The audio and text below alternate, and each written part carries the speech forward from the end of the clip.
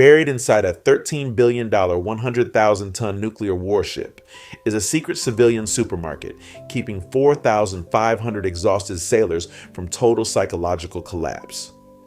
How does the military physically restock this vital lifeline in the middle of a violently churning ocean? Let's unlock the insane logistical matrix of the ultimate supermarket at sea.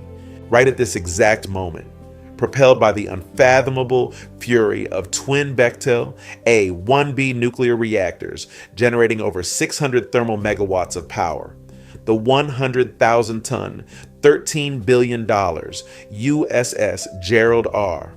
Ford CVN-78 is violently carving through the ocean, but beneath the deafening 130 decibel supersonic roar of the 4.5-acre flight deck, the true war of survival is being fought in the shadows by the lowest-ranking E-1 to E-3 sailors. Down in the crushing, claustrophobic depths of Deck 2, a heavy metal door suddenly slides open, unleashing a brilliant neon flash of civilian civilization. Welcome to the ship's store. In the middle of a pitch-black hostile ocean, this highly compressed micromarket is the absolute heartbeat of fleet morale. To a junior enlisted sailor stepping off a grueling, bone-breaking 14 to 16-hour shift in the sweltering 110-degree Fahrenheit engineering spaces, this is not a convenience store. It is pure salvation. Grabbing a cold, sweating 16-ounce can of Monster Energy or a familiar bar of soap isn't merely a retail transaction. It is an immediate, visceral lifeline. It is an unbreakable emotional anchor that violently pulls them back to reality when the staggering weight of their military duty threatens to completely crush their sanity. Why is a $3 energy drink so absolutely critical to American naval supremacy? Because the warship is an unfeeling, ravenous monster. This 1,092-foot Leviathan never sleeps. It demands relentless maintenance, and it absolutely does not bleed. The human body, however, pays the ultimate price. Every single day, these young men and women pay a severe biological tax to keep this war machine combat ready. Their hands are cracked from 3,000 pounds per square inch hydraulic fluid. Their uniforms are perpetually soaked in toxic JP5 aviation fuel, and their joints scream in agony from endlessly scaling steep steel ladders. They operate in a sensory-deprived purgatory, separated from their families by 6,000 miles of salt water. There is zero natural sunlight. There is no fresh ocean breeze. There is only the eternal 70-decibel hum of ventilation fans and the suffocating reality of extreme confinement. Have you ever tried to live your entire existence inside a vibrating steel coffin? These sailors collapse into cramped coffin racks, measuring just 75 inches long and 28 inches wide, with a claustrophobic 24 inches of head clearance. They are stacked 3 tiers high, practically breathing the recycled, stale air of the exhausted person sleeping mere inches above their face. This extreme deprivation creates a ticking psychological time bomb. The sheer psychological tax of navigating a windowless steel maze for deployments stretching 270 uninterrupted days is utterly paralyzing. Without the ship's store, without that tiny, accessible microdose of normalcy, the human spirit would simply fracture. That single can of caffeine is the exact chemical fuel that fortifies their iron discipline for the next punishing shift. It prevents the mental bomb from detonating. These silent warriors trade their youth to the unforgiving ocean so we can sleep in peace. If you respect their quiet sacrifice and want to uncover more hidden naval realities, please hit that like button and subscribe. Your support ensures these stories of pure grit never fade into the dark. But that raises a terrifying logistical question. How exactly does the U.S. Navy cram an entire, fully functioning, multi-million-dollar supply ecosystem into this impossibly tight space, swarming with 4,500 hungry, exhausted souls? And more importantly, what happens when this delicate underground supply chain suddenly breaks? To master this complex underground logistical matrix, you must completely erase the concept of a civilian supermarket on land. A standard grocery store relies on a 40,000 square foot footprint and daily semi-truck deliveries. Inside the armored hull of CVN-78 Space is a fiercely guarded tactical asset. Every single cubic inch is brutally calculated. There are absolutely no massive, cavernous walk-in freezers dedicated to luxury comforts. The entire retail operation is violently compressed into meticulously engineered storerooms. These vaults are tightly wedged between high-voltage conduits and heavy weapons elevators carrying 2,000-pound JDAM bombs. This impossible mathematical equation falls directly onto the shoulders of the Retail Services Specialists, or RS. These highly trained logisticians do not merely stock shelves. They are frontline combat accountants. They fight a relentless invisible war against time and rapid consumption rates. They must accurately forecast the exact caloric and psychological demands of a 4,500-strong carrier strike group crew months in advance. If they order too much, precious combat payload space is critically compromised. If they order too little, the fragile morale of the entire fleet instantly shatters. To maximize this extreme efficiency, the Navy aggressively deployed extreme digitization. The traditional ship's store is now powerfully augmented by unmanned automated micromarkets at sea. These high-tech, self-checkout kiosks operate endlessly without pause. They relentlessly feed the sailors grinding through the grueling 0200 to 0600 graveyard shifts. It is a brilliant display of machine personification, a robotic vendor that never sleeps nor complains. But this extreme automation introduces terrifying vulnerabilities deeply hidden within the steel bulkheads. The micromarket heavily relies on the ship's massive, yet highly volatile, 13,800-volt electrical grid. When the carrier rapidly launches a fully loaded 66,000-pound FA-18E Super Hornet using the Electromagnetic Aircraft Launch System, EMALS, it demands a colossal, instantaneous surge of raw energy. Sometimes, these staggering, multi-megawatt power diversions cause localized voltage drops deep within the lower decks. The micromarket's delicate refrigeration compressors instantly stumble under this sudden electrical starvation. If the cooling grid crashes for even 4 hours, thousands of dollars of perishable morale yogurt, cold sandwiches, and chilled beverages violently spoil. It is a hidden, agonizing bottleneck. The RS teams must violently sprint against the clock to manually transfer goods, physically fighting the ship's own electrical heartbeat to save their precious cargo. But the absolute true nightmare scenario is not a temporary power fluctuation. It is a devastating, total inventory depletion. Imagine the crushing reality of day 60 in the hotly contested waters of the Red Sea. A sudden, highly unpredicted surge in operational tempo has brutally forced the aviation bosun's mates AB and aviation machinists mates AD to work triple shifts. The daily consumption of caffeinated energy drinks instantly skyrockets by an unsustainable 400%. Despite the flawless mathematical algorithms of the RS logisticians, the absolute worst-case scenario materializes. The supply of 16-ounce Monsters and Red Bulls runs completely and utterly dry. The shelves are violently stripped bare of all premium hygiene products and familiar soaps. A terrifying, suffocating tension immediately blankets Carrier Air Wing 8, CVW-8. The recycled air grows dangerously thick with unspoken frustration and physical agony. For an E3 airman staring down another 14-hour shift on the flight deck amidst deafening jet blast and freezing 40-knot winds, that missing can of caffeine feels like a devastating betrayal.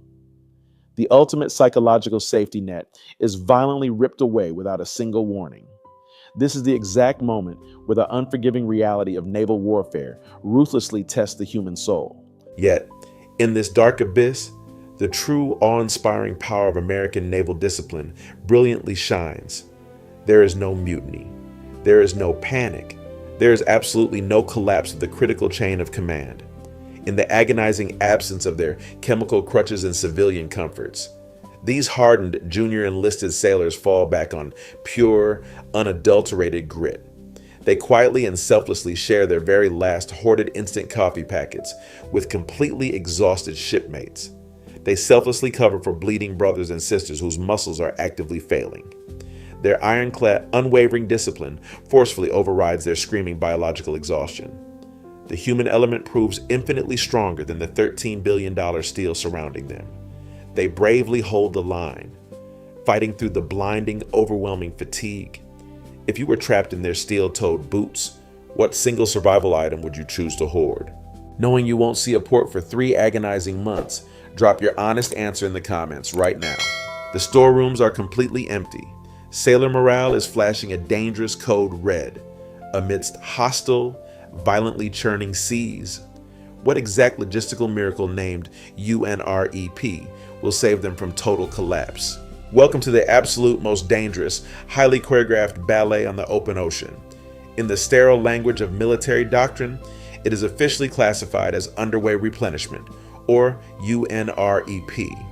But to the completely exhausted sailors standing on the violently pitching weather decks, it is a terrifying, high-stakes dance with death. This is absolutely not a commercial delivery truck pulling into a quiet, paved loading dock. To execute this logistical miracle, the 49,000-ton fast combat support ship, USNS Supply, TAOE-6, must aggressively maneuver directly alongside the $13 billion aircraft carrier. Both colossal vessels lock their massive propulsion shafts, holding a synchronized, unwavering speed of exactly 15.0 knots. They are separated by a razor-thin, incredibly unforgiving margin of just 150 feet. At this terrifying proximity, the sheer hydrodynamic displacement of over 149,000 combined tons of moving steel creates a massive vacuum. This is the Venturi effect, an invisible physical force literally trying to suck the two hulls violently together. A single millimeter scale miscalculation by the helmsman will instantly trigger a catastrophic, multi-billion-dollar collision. But cutting-edge computer algorithms do not physically execute this hazardous transfer. Human muscle, raw sweat, and absolute iron willpower do. Out on the completely exposed starboard sponsons, the boatswain's mate's BM take absolute tactical control. Dressed in heavy, color-coded float coats and protective cranial helmets, these hardened sailors brace against freezing 40-knot crosswinds. A Mark 87 line-throwing rifle violently fires a neon shot line across the raging abyss. Heavy, 7/8-inch high-carbon steel span wires are aggressively hauled over by hand and locked securely into the carrier's receiver bulkheads. Through the standard tension replenishment, alongside method stream, these critical cables are instantly subjected to a terrifying dynamic tension exceeding 9,000 pounds. Simultaneously, the sky above their heads is completely torn apart. The deafening 130 decibel roar of twin General Electric T700 engines signals the arrival of the MH-60S Nighthawk helicopters. Executing a highly aggressive vertical replenishment vertrep, the pilots hover dangerously close to the carrier's towering 150-foot island superstructure. The rotor downwash creates a suffocating 100-mile-per-hour hurricane of atomized saltwater, directly blasting the flight deck crew. Yet, the aviation boatswain's mates simply wipe the blinding salt from their burning eyes and relentlessly keep working. They physically wrestle heavy steel pendants onto 3,000-pound cargo nets, actively fighting sleep deprivation and gravity itself. Then, the ultimate nightmare scenario strikes without a microsecond of warning. The ocean rapidly deteriorates into a violent sea state 6 condition. A massive, rogue 25-foot swell violently slams into the port bow of the USNS Supply. The 754-foot supply vessel aggressively rolls outward at a terrifying 12-degree angle. Simultaneously, the 100,000-ton Ford-class carrier pitches violently forward into the trough. The two giant ships instantly fall entirely out of sync. The heavy steel span wire connecting them violently snaps taut, shrieking with the deafening, high-pitched scream of overstressed metal reaching its absolute yield point. The dynamic tension instantly spikes past 14,000 pounds, suspended dead center over the churning. Deadly Ocean is a 2,500-pound tri-wall pallet containing the highly anticipated ship's store resupply.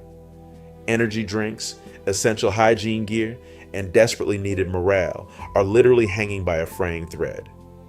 The heavy pallet swings violently, instantly becoming a devastating, uncontrollable wrecking ball of steel and cargo. It aggressively hurtles straight toward the carrier's exposed receiving station. If that tensioned cable snaps, the explosive whiplash will travel at the speed of sound, instantly slicing a sailor in half. Panic would be the normal, expected biological response. But American naval training violently overrides biological fear. The rig captain, easily identified by his yellow hard hat, does not flinch. He instantly barks a hyper-precise, clipped command into his radio. The winch operator on the supply ship, relying entirely on raw instinct and drilled muscle memory, aggressively slips the mechanical clutch. He manually dumps the line tension a fraction of a second before its catastrophic breaking point. The massive steel wrecking ball violently shudders, dropping to the non-skid deck and missing the crew's helmets by mere inches. The sailors do not cheer. They do not freeze. They immediately step right back into the fatal kill zone. They aggressively secure the violent load, manually hauling the precious cargo into the armored safety of the hangar bay. The psychological time bomb is successfully defused. The absolute lifeline of the 4,500 crew members is completely secure. Have you ever wondered what it actually feels like to stand directly underneath a swinging ton of steel in the middle of a screaming ocean storm? The critical cargo is finally safe inside the steel fortress. But who actually pays for these desperately needed civilian comforts? And how does this brutal reality compare when you sink 800 feet into the crushing black abyss where the nuclear attack submarines are silently hunting? The U.S. Navy meticulously provides the absolute bare necessities for survival fire retardant tactical uniforms, a narrow steel rack, and roughly 5,000 calories of daily meals cooked in the ship's massive galleys. But that critical $3.25 can of Reign energy drink, that psychological lifeline, comes directly out of an E-3 airman's base pay of exactly $2,377.50 a month. You will not find a single crumpled dollar bill circulating anywhere on the 4.5-acre flight deck. Every single transaction is processed electronically through the encrypted Navy Exchange Service Command NEXCOM network. But this is not a ruthless corporate monopoly exploiting its own exhausted troops. It is a brilliant, entirely self-sustaining psychological economy. Every single cent of profit generated within the armored walls of the ship's store funnels directly back into the carrier's morale, welfare, and recreation MWR fund. When a 20-year-old aviation ordnance man buys a $2 pack of Skittles or a $45 ship-branded hoodie, they are actively funding their own strike group. They are buying the heavy dumbbells in the hangar bay gym, financing movie nights, and paying for the heavily restricted, highly coveted 512 kilobits per second satellite Wi-Fi bandwidth. They are literally purchasing their own sanity, converting their hard-earned personal dollars into a collective survival net for 4,500 souls. Yet, as brutally claustrophobic as a 100,000-ton aircraft carrier feels, it is an absolute 5-star luxury cruise compared to the silent apex predators of the deep. Let's instantly descend 800 feet below the crushing, freezing waves of the North Atlantic, where the hydrostatic pressure violently exceeds 350 pounds per square inch. Welcome aboard a $3.4 billion Virginia-class fast attack submarine SSN 774.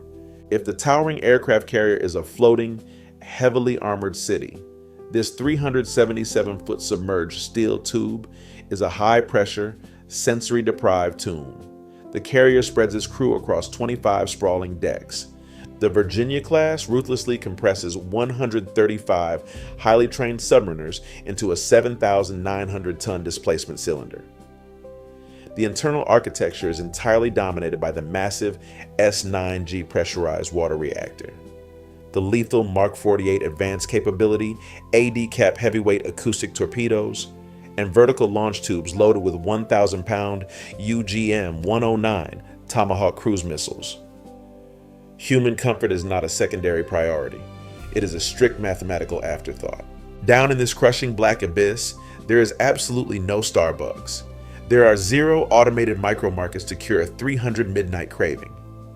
Space is so violently restricted that junior submariners routinely endure the grueling biological practice of hot racking.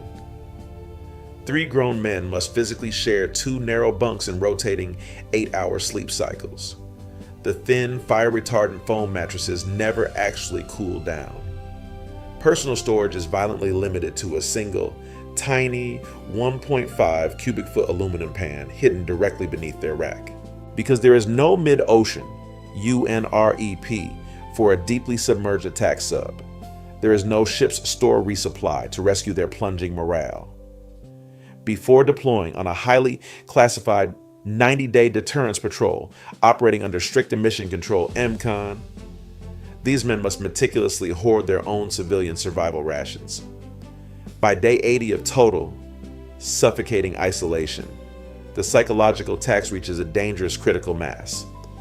A single crushed Snickers bar or a hidden tin of Zen nicotine pouches suddenly transforms into invaluable, high-stakes currency. Picture the raw, unfiltered reality. A 19-year-old machinist-made auxiliary finishes a grueling 6-hour watch manually monitoring the 3,000 psi high-pressure air compressors in the engine room. His dark blue underway coveralls are soaked in sweat and monoethanolamine, the toxic, fishy-smelling chemical actively used to scrub lethal carbon dioxide from the recycled atmosphere. He is deeply, dangerously exhausted. His biological circadian rhythm is completely shattered by the permanent absence of the sun. Yet, he sits quietly on the cold, curved steel casing of an unexploded 3,500-pound torpedo. He carefully tears open a hoarded, wrinkled packet of instant Folgers coffee. He mixes it with lukewarm water from the mess decks, taking a slow, deliberate sip. In that exact fraction of a second, amidst the deafening silence of the deep ocean, he smiles. It is a profoundly powerful, unspoken victory. The machine tried to break him, and it failed. Ultimately, this is the brutal contrast on an aircraft carrier. The ship's store operates as a meticulously engineered, multi-million-dollar logistical weapon designed to actively sustain the morale of a floating city. On a fast attack submarine, the absolute and terrifying absence of that retail sanctuary forces the crew to forge an internal, microscopic economy built entirely on hoarded rations and unbreakable human grit. This is the absolute, undeniable core of American naval supremacy. The ultimate, most terrifying weapon on Earth is not a 600-megawatt nuclear reactor. It is not an electromagnetically launched stealth fighter, and it is not a wire-guided acoustic torpedo. It is the unbreakable, ironclad willpower of a sleep-deprived teenager holding the line in the pitch-black abyss. They relentlessly endure the unendurable so that the rest of the world does not have to. If their silent, staggering sacrifice commands your absolute respect, hit that like button and subscribe immediately. Your support is the only way these highly classified stories of pure grit survive the algorithm. But if surviving the crushing 350 psi pressure of the ocean depth is this brutal, what happens when the lethal danger comes directly from the sky? Next time, we violently tear apart the classified, hypersonic survival tactics of the E-4B Nightwatch America's Doomsday Airborne Nuclear Command Post, you absolutely do not want to miss this.